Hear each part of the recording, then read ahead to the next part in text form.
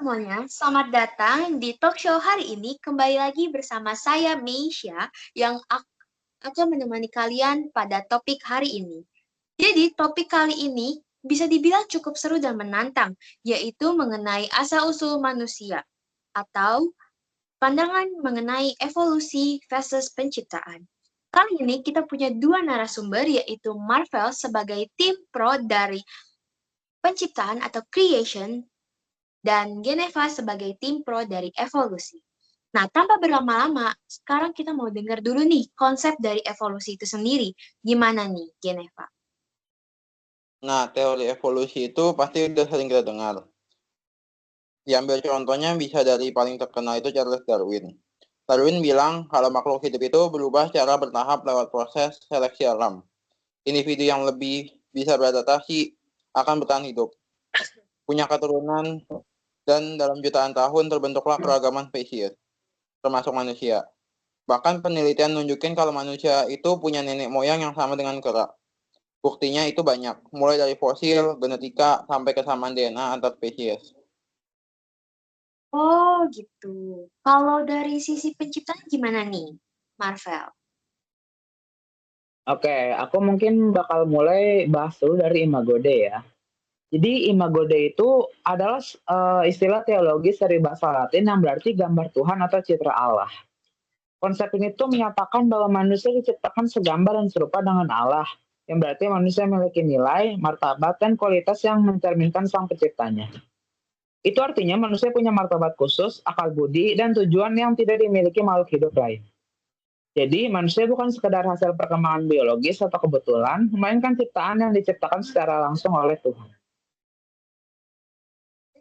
Menurut Alkitab, manusia itu imago Dei, atau segambar dengan Allah. Jadi emang beda gitu ya dari ciptaan lain.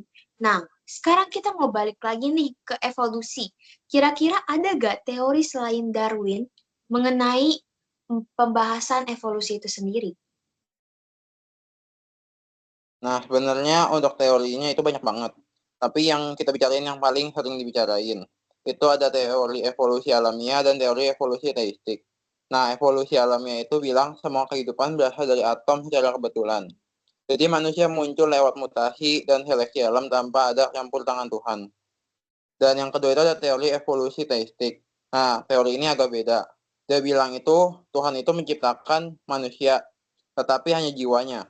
Sementara tubuh fisik manusia itu terbentuk lewat proses evolusi.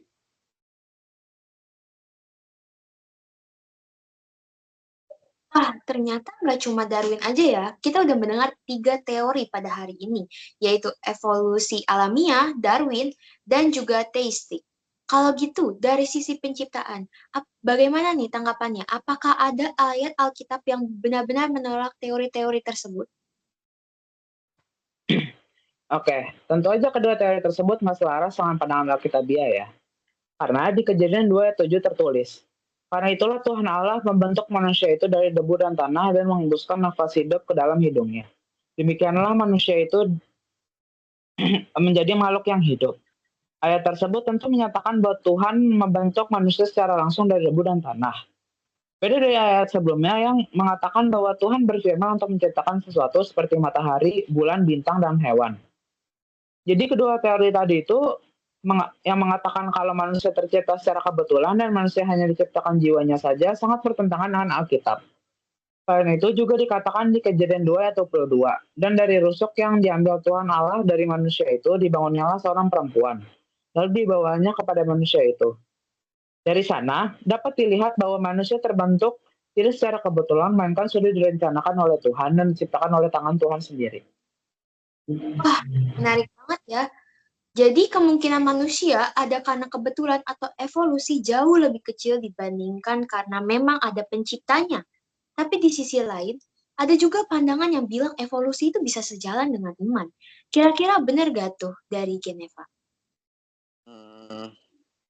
Menurut saya itu evolusi itu nggak harus selalu bertentangan sama iman Kristen.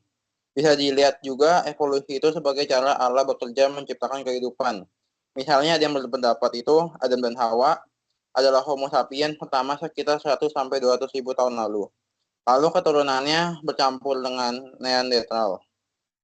sehingga muncul keberagaman manusia modern. Ada juga pandangan yang bilang Adam dan Hawa hidup di masa peralihan manusia dari nenek moyang primata. Bahkan Paus Yohanes Paulus II pernah bilang evolusi bisa diterima dalam iman Kristen. Karena kitab Kejadian nggak harus ditafsirkan secara literal.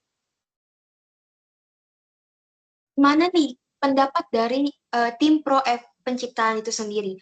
Apakah teori evolusi bisa sejalan dan selaras dengan iman Kristen? Aku sih kurang setuju ya sama pendapatnya Geneva. Soalnya menurut aku teori evolusi ini justru melemahkan iman gitu. Karena kehadirannya membawa tantangan bagi iman Kristen yang bertolak belakang dengan teologi penciptaan. Alkitab jelas mengatakan bahwa manusia pertama, yaitu Adam dan Hawa, diciptakan secara langsung oleh Allah menurut rupa dan gambarnya. Sehingga manusia bukanlah hasil perkembangan dari makhluk lain. Nah, karena itu teori evolusi malah menjadi penyangkalan terhadap karya Allah dalam penciptaan. Dan saya sebagai orang percaya dipanggil untuk menanggapinya agar tidak melemahkan keyakinan orang-orang terhadap Tuhan. Selain itu, beberapa bukti teori ini pun masih tergolong lemah gitu. Karena kurang menjelaskan asal-usul kehidupan pertama yang disertai dengan bukti-bukti yang kuat. Jadi bisa disimpulkan kalau teori evolusi dan penciptaan punya pandangan yang berbeda banget, bahkan bertolak belakang. Tapi keduanya punya argumen yang kuat masing-masing. Terima kasih kepada narasumber yaitu Marvel dan Geneva. Semoga talkshow kali ini dapat membuat pikiran kita semua lebih terbuka mengenai topik ini. Sekian dari saya, Meisha. Sampai jumpa di kesempatan berikutnya. Terima kasih.